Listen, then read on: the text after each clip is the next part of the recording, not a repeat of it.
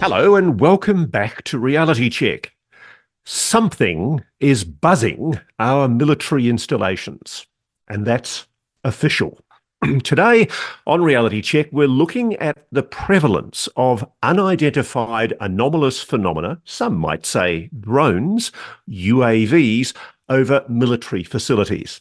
And one of them that we're taking a very close look at is the Langley Air Force Base. You may have seen an article in The War Zone, which is an excellent online publication in which Joe Trethewicz and Tyler Rogaway wrote a piece about so-called drone swarms in December last year. Take a look at this video. This is a video shot by a local who was standing on the front lawn of his beach house near Langley Air Force Base across the water, filming on the evening of December 14th, right after sunset. He was watching what was meant to be that night's meteor shower. He says that around 7:15 he began to see red blinking lights from the direction of Virginia Beach coming in high and circling north of Langley Air Force Base, heading west and then passing directly over the base, heading east and back in the direction they came. It began as one or two coming every few minutes, and at its peak, he said, I would say there would be upwards of 5 over the base that would sometimes stop and hover directly over the base. This witness says they were always blinking from white to reddish orange. The blinking wasn't uniform, and these weren't planes.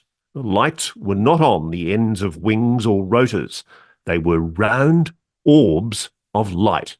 He's very clear on that point, this witness. I think you also mentioned in your earlier conversation with me off camera that there was another type of object that you saw that night. I don't want to lead you, so tell me what else you saw. Yes, so I probably saw about 40 of the smaller drones that were at a higher elevation. 40? That would, I would say so. Yes, 40 total drones. So now. let's not use the drone word because that's a very loaded word. You saw 40 orb type objects. What color were they? They would go from the reddish orange to white light, changing from one shade of that light, the reddish orange, to white, and back and forth. Wow. So this isn't like a.